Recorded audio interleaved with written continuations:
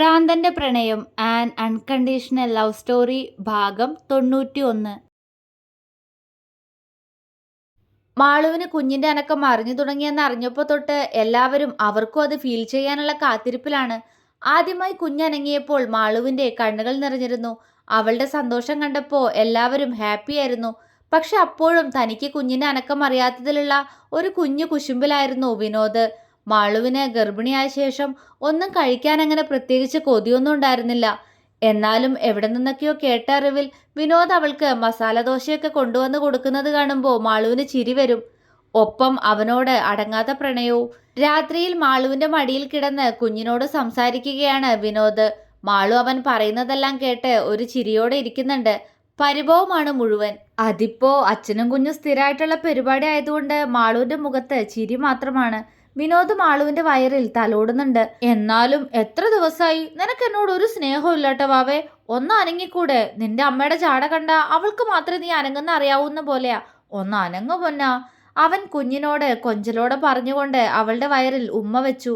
എന്റെ ഉണ്ണിയേട്ടാ, വാവ ഒന്നുകൂടെ വലുതാവട്ടെ, അപ്പൊ ഉണ്ണിയേട്ടനും അറിയാലോ. എന്തിനാ പിന്നെ വിഷമം? മാളു അവന്റെ തലയിൽ തലോടി. അറിയില്ല, നീ കുഞ്ഞനങ്ങിയ ഫീലൊക്കെ പറഞ്ഞപ്പോ വല്ലാത്ത കൊതി, അതൊന്നറിയാൻ. നല്ല സുഖാണോ മാളൂട്ടാ? അവൻ ആകാംക്ഷയോടെ ചോദിക്കുന്നുണ്ട്. എത്രാമത്തെ തവണ ഉണ്ണിയേട്ടാ ഞാനിതൊക്കെ പറയുന്നേ? ഒരു പ്രത്യേക ഫീലാ. ഒരു ബട്ടർഫ്ലൈ ഒക്കെ പറക്കുന്ന പോലെയായിരുന്നു ആദ്യം. ഇപ്പോ അതിനേക്കാൾ കൂടുതൽ അറിയുന്നുണ്ട്. അവൾ സന്തോഷത്തോടെ പറഞ്ഞതും വിനോദിന്റെ കണ്ണുകൾ വല്ലാതെ തിളങ്ങി. അവൻ വാത്സല്യത്തോടെ അവളുടെ വയറ്റിൽ തുരുതുരെ ചുംബിച്ചു. മാളൂട്ടാ, ഒന്ന് മസാജ് ചെയ്യടി. ഞാനിങ്ങനെ കിടക്കുന്ന നിനക്ക് ബുദ്ധിമുട്ടാവുന്നുണ്ടോ? വിനോദ് ആകുലതയോടെ ചോദിച്ചു.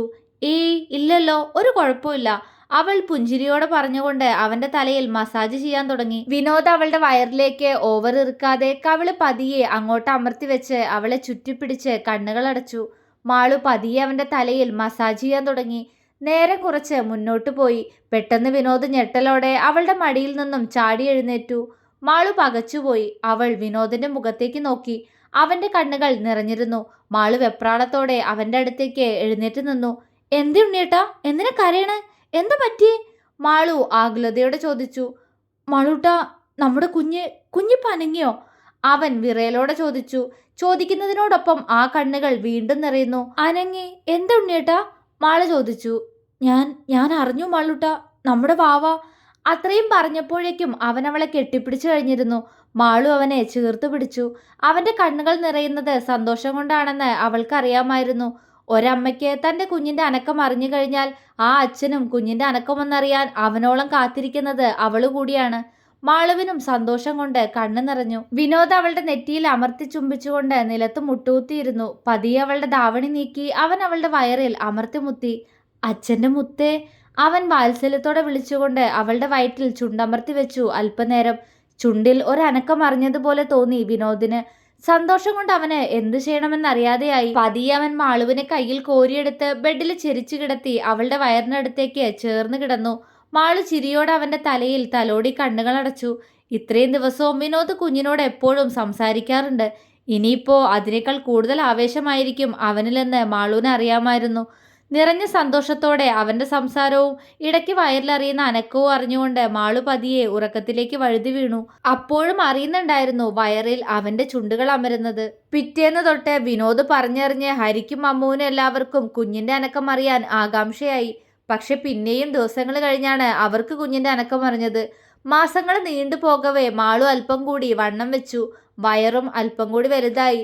ഇപ്പോൾ ടീഷർട്ടും സ്കേർട്ടും പാൻസും നെറ്റിയും എല്ലാമാണ് അവൾ ഉപയോഗിക്കുന്നത്. കുഞ്ഞ് വിനോദിന്റെ ശബ്ദം കേൾക്കുമ്പോഴേക്കും നന്നായി അനങ്ങുന്നത് കാണുമ്പോൾ വിനോദ് എന്തോ വലിയ കാര്യം നേടിയതുപോലെ മാളുവിനെ നോക്കി ചിരിക്കും. മാളുവിനും അത് കാണുമ്പോൾ വല്ലാത്തൊരു സന്തോഷമാണ്. ഇതിനിടയിൽ ഹരിയും ഒരു അച്ഛനാവാൻ പോവുകയാണെന്ന വാർത്ത കൂടി വന്നെത്തി. ഇരു വീടുകളിലെയും സന്തോഷം ഇരട്ടിച്ചു. മാളുവിന് ഇത് 8ാം മാസമാണ്. അമ്മുവിന് 3. അമ്മുവിന് പ്രത്യേകിച്ച് ആരോഗ്യ പ്രശ്നങ്ങളൊന്നും ഉണ്ടായിരുന്നില്ല. പക്ഷെ അവളെ കുറച്ചു മാസം ഹരി ഓഫീസിലേക്ക് കൊണ്ടുപോയില്ല. അമ്മമാരുടെ ഏട്ടന്റെയും ഭർത്താവിന്റെയും പരിചരണം അവളും കൂടുതൽ അറിയുകയായിരുന്നു. അപ്പോൾ മുതൽ പച്ചമാങ്ങ കഴിച്ചുകൊണ്ട് ഭാര്യമാരിയ്ക്കുമ്പോൾ അവരത് കഴിക്കുന്നത് കണ്ട് പുളിപ്പ് കൊണ്ട് മുഖം ചുളിക്കുന്ന ഹരിയെയും വിനോദിനെയും കണ്ട് മാളുവും അമ്മുവും പുച്ഛിക്കും. ചിന്നു ഇപ്പോഴും പഠിത്തമാണ്. പഠനമെല്ലാം കഴിഞ്ഞ് ജോലിയൊക്കെ ആയിട്ട് മതി കുഞ്ഞെന്നാണ് ആദിയുടെ അവളുടെ തീരുമാനം. അതുകൊണ്ട് തന്നെ അവരുടെ ജീവിതം ഇപ്പോഴും അവളുടെ വാശിയും കുറുമ്പുമൊക്കെയായി മുന്നോട്ടു പോകുന്നു. ഇതിനിടയിൽ നവി ഒരുപാട് തവണ ശ്രീലയത്തിൽ വന്ന മാളുവിനെയും അമ്മുവിനെയും കണ്ടു. അവർക്കും ഇപ്പോൾ നവി ഒരു ഏട്ടനെ പോലെയാണ്. മാത്രമല്ല അവന് ഗൗരിയോടുള്ള ഇഷ്ടവും എല്ലാവർക്കും അറിയാവുന്നതുമാണ്. പക്ഷെ അവൻ പിന്നീട് ഒരിക്കലും ഗൗരിയോട് അവന്റെ ഇഷ്ടവും പറഞ്ഞു ചെന്നിട്ടില്ല. അവൾക്ക് എല്ലാം മറക്കാനുള്ള ഒരു സമയം അവനായിട്ട് തന്നെ നൽകുകയായിരുന്നു അപ്പോൾ. പക്ഷെ അപ്പോഴേക്കും ഗൗരി അവളുടെ മനസ്സിൽ ഒരു കോണിൽ നവിയെ നിറച്ചു കഴിഞ്ഞിരുന്നു. എങ്കിലും പൂർണ്ണമായും അവനെ ഉൾക്കൊള്ളാൻ അവൾ അല്പം കൂടി കാത്തിരിക്കുകയാണ്. അങ്ങനെ സന്തോഷം മാത്രം നിറഞ്ഞു നിന്ന മാസങ്ങൾ. വിനോദും ഹരിയും രാവിലെ ബാംഗ്ലൂരിലേക്ക് ഒരു ബിസിനസ് മീറ്റിംഗിന് ഇറങ്ങുകയാണ്. മാളുവിന് വിനോദ് പോകുന്നതിൽ നല്ല സങ്കടം ഉണ്ടായിരുന്നു. എങ്കിലും അവൾ അതെല്ലാം ഉള്ളിലൊതുക്കി അവനെ യാത്രയാക്കി. വരുമ്പോൾ ഉണ്ണിയേട്ടൻ എൻ്റെ മോൾക്കൊരു സർപ്രൈസ് കൊണ്ടുവരാട്ടോ, വിനോദ് പ്രണയത്തോടെ അവളോട് പറഞ്ഞുകൊണ്ടാണ് മടങ്ങിയത്. പക്ഷെ ഹരി പോകുന്നതിൽ അമ്മുവിന് പ്രത്യേകിച്ച് സങ്കടമൊന്നും തന്നെ ഉണ്ടായിരുന്നില്ല. കാരണം വിനോദും ഹരിയും എന്തിനാണ് പോകുന്നതെന്ന് മാളുവിനൊഴികെ അവിടെ എല്ലാവർക്കും അറിയാമായിരുന്നു. ചിന്നുവും ആദിയും കൂടി വിരുന്ന് വന്നിട്ടുണ്ട്. അതുകൊണ്ട് തന്നെ മാളു എപ്പോഴും അവർക്കൊപ്പം ഇരുന്ന് സംസാരിച്ചും ചിരിച്ചും സന്തോഷം കണ്ടെത്താൻ ശ്രമിച്ചു.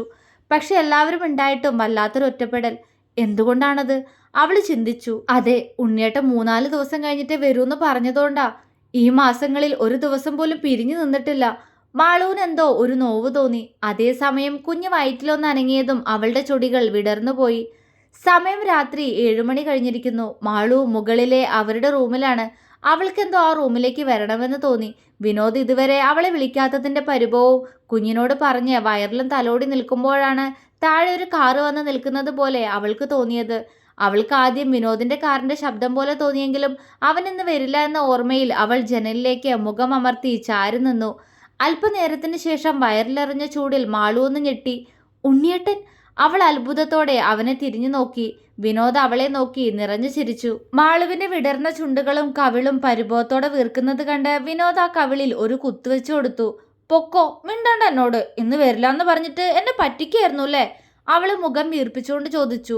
വിനോദ് മറുപടി പറയാതെ അവളുടെ പരിഭവം നിറഞ്ഞ മുഖത്തേക്ക് അത്യധികം പ്രണയത്തോടെ നോക്കി. അവൾ അവന്റെ നെഞ്ചിലേക്ക് ചാഞ്ഞു നിന്നു. വിനോദ് അവളെ ചേർത്ത് പിടിച്ചു. പിണക്കം മാറിയോ?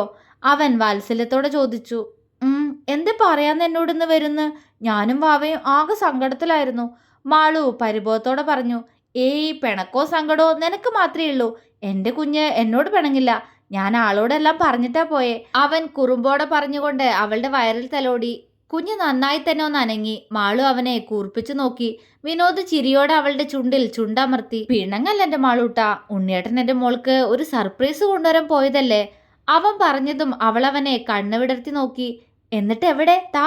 മാളു അവന് നേരെ കൈ നീട്ടി. വിനോദ് ചിരിയോടെ കൈ താഴ്ത്തിപ്പിടിച്ചു.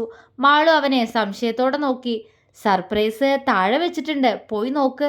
എൻ്റെ മാളൂട്ടന് ഒത്തിരി ഇഷ്ടാവുന്ന സർപ്രൈസാ, അവൻ ഉറപ്പോടെ പറഞ്ഞു. എനിക്കിഷ്ടായില്ലെങ്കിലോ? മാളു കുറുമ്പോടെ ചോദിച്ചു. ഇഷ്ടാവൂലോ? ഇല്ലെങ്കിൽ നോക്കിക്കോ. അവനിൽ കള്ളച്ചിരി.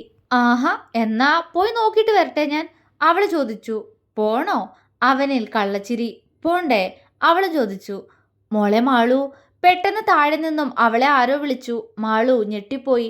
അവൾ പകപ്പോടെ വിനോദിനെ നോക്കി. ഉണ്ണിയേട്ടാ, ആരോ ആരോ വിളിച്ചു. അത്രയും പറഞ്ഞപ്പോഴേക്കും അവളുടെ കണ്ണ് നിറഞ്ഞൊഴുകിയിരുന്നു. ആണോ? ആരാണാവോ? പോയി നോക്ക് മാളൂട്ടാ. അവൻ ആ നിറഞ്ഞ കണ്ണ് തുടച്ചു കൊടുത്തുകൊണ്ട് വാത്സല്യത്തോടെ പറഞ്ഞു. മോളെ. വീണ്ടും ആ സ്വരം. മാളുവിന്റെ നെഞ്ചിടിപ്പ് ഉയർന്നു. കണ്ണുകൾ പെയ്തുപോയി. വിനോദ് അവളിൽ നിന്നും അകന്നു നിന്നു. മാളുവിന്റെ കാലുകൾ മുന്നോട്ട് ചലിച്ചു. അവൾ മുകളിലെ സ്റ്റെപ്പിൽ നിന്നും താഴേക്ക് നോക്കി. താഴെ തന്നെ നോക്കി നിൽക്കുന്ന ആളെ കാണാൻ പോലും കഴിയാത്തമാം വിധം മാളുവിന്റെ കണ്ണുകൾ നിറഞ്ഞൊഴുകി. കണ്ണുകൾ അമർത്തി തുടച്ച് അവൾ അവരെ ഉറ്റുനോക്കി. മോളെ മാളു. അത്രമേൽ വാത്സല്യം നിറഞ്ഞ സ്വരം. അപ്പച്ചി. മാളു തേങ്ങലോടെ അവരെ വിളിച്ചു. അവളെ തന്നെ നോക്കി നിന്ന ഇന്ദിരയുടെ കണ്ണുകൾ സന്തോഷത്താൽ നിറഞ്ഞുപോയി. എൻ്റെ ഏട്ടൻ്റെ മകൾ, എൻ്റെ മകൾ. അത്രമേൽ വാത്സല്യത്തോടെ ഇന്ദിര അവൾക്ക് നേരെ 2 കൈകളും വിടർത്തിപ്പിടിച്ചു.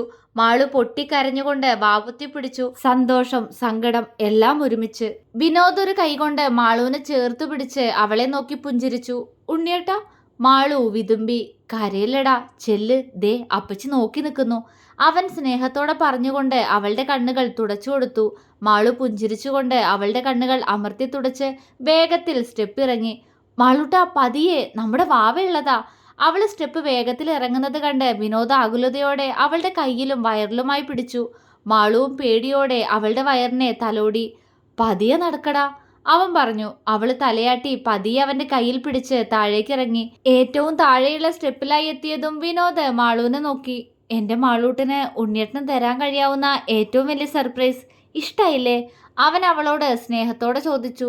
അവൾ അവനെ കണ്ണു നിറച്ചു നോക്കി. അടുത്ത നിമിഷം ഇന്ദിരയെ പോയി കെട്ടിപ്പിടിച്ചിരുന്നു. രണ്ടുപേരും കരഞ്ഞുപോയി. പൊട്ടി കരഞ്ഞു. ചുറ്റും അവളുടെ സന്തോഷം കാണാനായി കാത്തുനിന്നവരുടെയും കണ്ണുകൾ ഈറനായി. വിനോദ് നിറഞ്ഞ സന്തോഷത്തോടെ ചുമരിലേക്ക് ചാരി നിന്ന് ആ കാഴ്ച കണ്ടു. മോളെ മാളു. ഇന്ദിര അവളുടെ മുഖം കയ്യിൽ കോരിയെടുത്ത് ആ കവിളിൽ വാത്സല്യത്തോടെ ചുംബിച്ചു. മാളു നിറഞ്ഞ മനസ്സോടെ ആ വാത്സല്യ ചൂടറിഞ്ഞു. അപ്പച്ചി, അവൾ സ്നേഹത്തോടെ വിളിച്ചു. ഇന്ദിര വിടർന്ന കണ്ണുകളോടെ അവളുടെ തലയിൽ തലോടി. 8 മാസായില്ലേ? ഇന്ദിര ചോദിച്ചു. മാളു മൂളി. അവരാ വയറിലേക്ക് കൗതുകത്തോടെ നോക്കിക്കൊണ്ട് പതിയൊന്ന് തലോടി. കയ്യിലൂടെ എന്തോ ഒന്ന് പാഞ്ഞു പോകുന്നത് പോലെ തോന്നിയതും ഇന്ദിരയുടെ കണ്ണുകൾ സന്തോഷത്താൽ നിറഞ്ഞുപോയി. അവർ മാളുവിന്റെ മുഖത്തേക്ക് നോക്കി. നിറഞ്ഞ സന്തോഷമാണ് അവളുടെ മുഖത്ത്. ഞാൻ കാണാൻ ആഗ്രഹിച്ചതും ഇതല്ലേ? ഇന്ദിര എല്ലാവരെയും നന്ദിയോടെ നോക്കി. അപ്പോഴേക്കും ആദിയും അമ്മവും ഇന്ദിരയുടെ അടുത്തേക്ക് വന്നു. ഇന്ദിര രണ്ടുപേരെയും മാറി മാറി നോക്കി. മനസ്സിലായോ അപ്പച്ചിക്ക് ഇതാരാണെന്ന്? ഹരിയാണ് അത് ചോദിച്ചത്. ഉവ് അമ്മുമോള്, ഇത് ആദിമോൻ. ഇന്ദിര രണ്ടുപേരുടെയും കവിളിൽ തലോടിക്കൊണ്ട് പറഞ്ഞു. ആദിയും അമ്മുവും അവരെ നോക്കി പുഞ്ചിരിച്ചു. ഹരിയും മിനുമോനും ഇടയ്ക്ക് കാണാൻ വരാറുണ്ടെന്നെ. അറിയാറുണ്ടായിരുന്നു എല്ലാം. മാളുവിന് വിശേഷമുള്ളതുകൊണ്ടാ മോള് വരാത്തതെന്നും ഇപ്പോ ദേ ഹരിയുടെ പെണ്ണിന് വിശേഷമുള്ളതും എല്ലാം അറിഞ്ഞുട്ടോ. ഇന്ദിര അമ്മുവിന്റെ വയറിൽ പതിയൊന്ന് തലോടി. അമ്മു പുഞ്ചിരിച്ചു. ഇന്ദിരയ്ക്ക് അമ്മുവിനോട് വല്ലാത്ത വാത്സല്യം തോന്നിപ്പോയി. അറിഞ്ഞിരുന്നു ആരുമില്ലാത്ത കുട്ടിയാന്ന്. പക്ഷെ ഇപ്പോ എന്റെ മാളുവിനെ പോലെ ഇവളും ഈ സ്വർഗത്തിൽ തന്നെ എത്തിയല്ലോ. ഇന്ദിര അവളെ വാത്സല്യത്തോടെ നോക്കി. എനിക്ക് മാത്രം വിശേഷമായില്ല അപ്പച്ചി. കുറുമ്പോടെയുള്ള ചിന്നുവിന്റെ സ്വരം. എല്ലാവരും അവളെ ചിരിയോടെ നോക്കി. മോള് പഠിക്കല്ലേ അതിന്? ഇന്ദിര ചിരിയോടെ അവളുടെ കവിളിലൊന്ന് നുള്ളി. അപ്പോ ഏട്ടത്തിയും പഠിക്കല്ലേ? ചിന്നുവിന്റെ ചുണ്ടു കൂർത്തു. അവൾ ആദിയെ നോക്കി കണ്ണുരുട്ടി. ആദ്യം നിനക്ക് കുറച്ച് പക്വത വരട്ടെ, എന്നിട്ട് മതി കുഞ്ഞ്. പോയി പഠിക്കടി, ആദി കപടദേഷ്യത്തോടെ പറഞ്ഞു. എന്റെ വിധി, ഈ മരങ്ങോടനെ തന്നെ സ്നേഹിക്കാൻ തോന്നിയില്ലോ. പഠിച്ച് ഞാൻ ചാവുകയുള്ളൂ. ചിന്നു ചാടിത്തുള്ളി അടുക്കളയിലേക്കാണ് പോയത്. പഠിച്ചിട്ടാരും ചാവില്ല ഹർഷൂട്ടി, ആദി കുറുമ്പോടെ വിളിച്ചു പറഞ്ഞു. ചിന്നു അവനെ ദേഷ്യത്തോടെ നോക്കിക്കൊണ്ട് അടുക്കളയിലേക്ക് പോയി. അത് കണ്ട് ആദിയുടെ ചുണ്ടിൽ ഒരു ചിരി വിരിഞ്ഞു. ഇതെന്താ പഠിക്കാൻ പറഞ്ഞിട്ട് അടുക്കളയിലേക്ക് പോകുന്നേ? അമ്മു ചോദിച്ചു. അത് അങ്ങനെയാണല്ലോ അമ്മു, പഠിക്കാൻ പറഞ്ഞ അപ്പൊ അവൾക്ക് വിശപ്പാ. ആദ്യ ചിരിയോടെ പറഞ്ഞതും അത് കേട്ട് എല്ലാവരും ചിരിച്ചു. മാളു ചുമരിൽ ചാരി നിന്ന് തന്നെ നോക്കി പുഞ്ചിരിയോടെ നിൽക്കുന്ന വിനോദിന്റെ മുന്നിലേക്ക് വന്നു നിന്നു. വിനോദ് അവളെ കുറുമ്പോടെ നോക്കി. സർപ്രൈസ് ഇഷ്ടായില്ലേ? ഇഷ്ടായില്ലെങ്കിൽ പറഞ്ഞോട്ടോ. അവൻ കണ്ണിറുക്കി. മാളു അതിന് മറുപടി പറയാതെ ഒന്നുയർന്ന് അവന്റെ കവിളിൽ അമർത്തി ചുംബിച്ചു. വിനോദ് കണ്ണുകൾ അടച്ച് ആ ചുംബനം സ്വീകരിച്ചുകൊണ്ട് അവളെ കെട്ടിപ്പിടിക്കാൻ ഒരുങ്ങി. എന്നാൽ അതിനു മുന്നേ അവളുടെ വയറ് അവന്റെ ദേഹത്തേക്ക് ചാഞ്ഞിരുന്നു. വിനോദ് അവളുടെ വയറിലൊന്ന് തലോടിക്കൊണ്ട് പതിയെ അവളെ തിരിച്ചു നിർത്തി അവളുടെ വയറിലൂടെ ചുറ്റിപ്പിടിച്ചു നിന്നു. സന്തോഷായോ? അവൻ ആർദ്രമായി ചോദിച്ചു. ഒരുപാട്. അവളുടെ ശബ്ദം അതിനേക്കാൾ പതിഞ്ഞു. എന്നാ വേറൊരു സന്തോഷ വാർത്ത കൂടി പറയട്ടെ? അവൻ ചോദിച്ചതും മാളു അവനെ സംശയത്തോടെ നോക്കി. ഇനി മുതലേ അപ്പച്ചി ഇവിടെ താമസിക്കാൻ പോന്നേ, ഇനിയെന്നും, അവൻ പറഞ്ഞു. മാളു സന്തോഷം കൊണ്ട് ഒന്ന് തേങ്ങിപ്പോയി. വിനോദ് അവളുടെ കഴുത്തിലായി ചുംബിച്ചു. ഇനി കരയണ്ടാട്ടോ, അവൻ പറഞ്ഞു.